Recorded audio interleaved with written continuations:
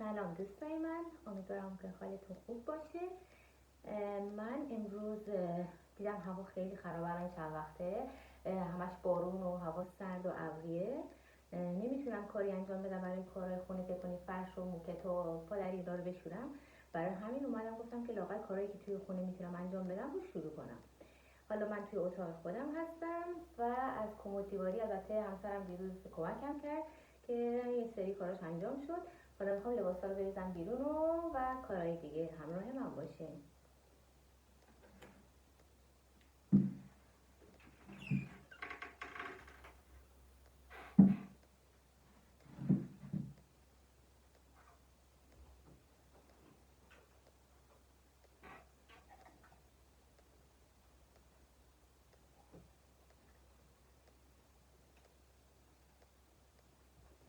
یه سری لباسایی که لازم ندارم رو باید جدا کنم. مثلا اینو دیگه لازم ندارم. لباس همسر، لباس خودم که یه سری ها برامون قابل استفاده نیست و یا اینکه تنگ شده، اونا رو جدا کنم.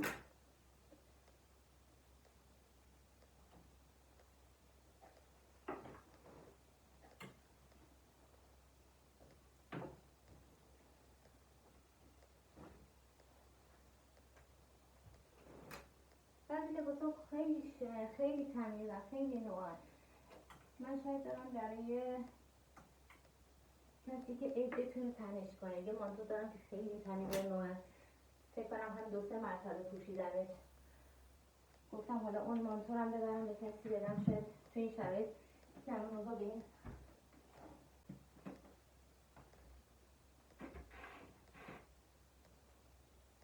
این مانتوی منه، احتمال زیاد بدمش به کسی که استفادهش کنه، چون من دیگه استفاده نمی کنم.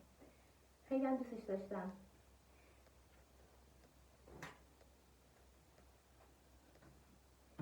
اتفاق بدی که پارسال برای من افتاد خیلی وحشتناک بود. خونه تکونیمو انجام داده بودم، خرید عید انجام داده بودم، لباس بچه ها، هفت‌سین، همه کارا تموم شده بود که هفته آخر من برم توی بازار دور بزنم، چون از بازار شب عید خیلی خوشم میاد. از اون حجم شلوغیش و خریده و این چیزا خیلی دوست دارم.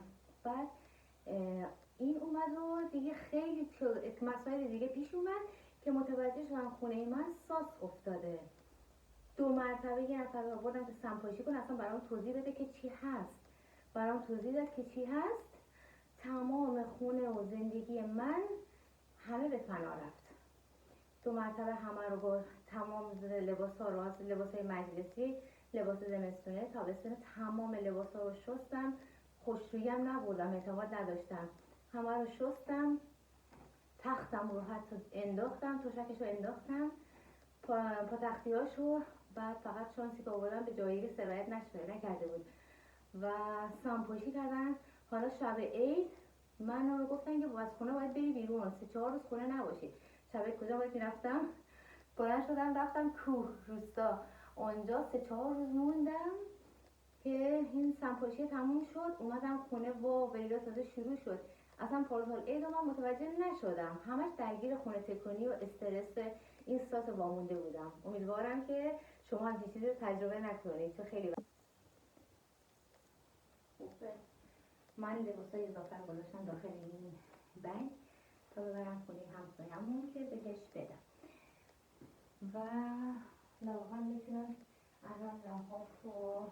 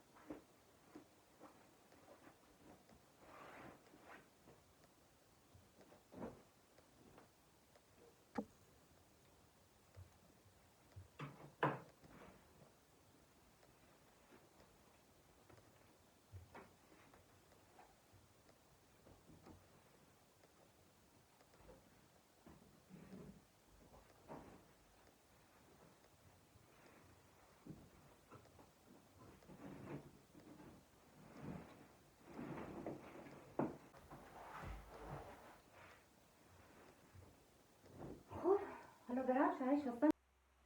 اتاق من انقدر کار نداشت، در نیم ساعت جمع شد، البته شستنیاش به کنار و حالا از پشت سر من گویه همه چی هست که باید از کجا شروع کنم. آشپزخونه و مطبخ که از همه بیشتر وقت منو میگیره. برم که جمع و جورش کنم، کلا خالی بشینم مطبخ تا دوباره شروع کنم برای شستن.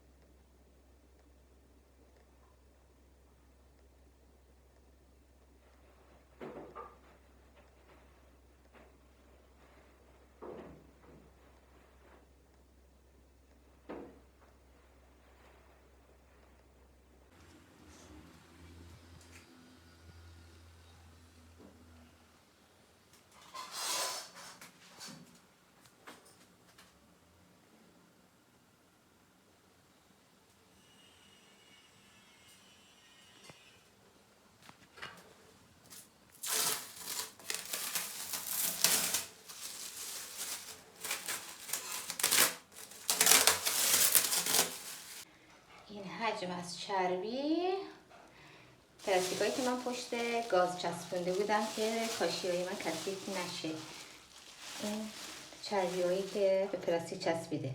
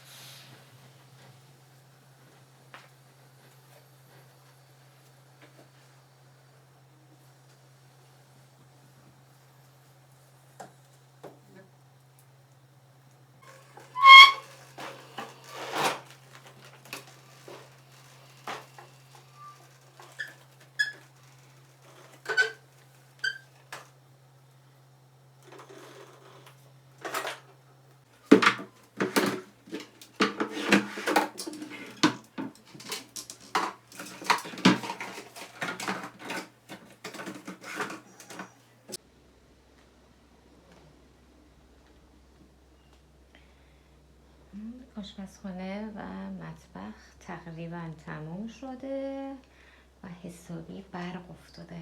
خوشم میاد تمیز میشه.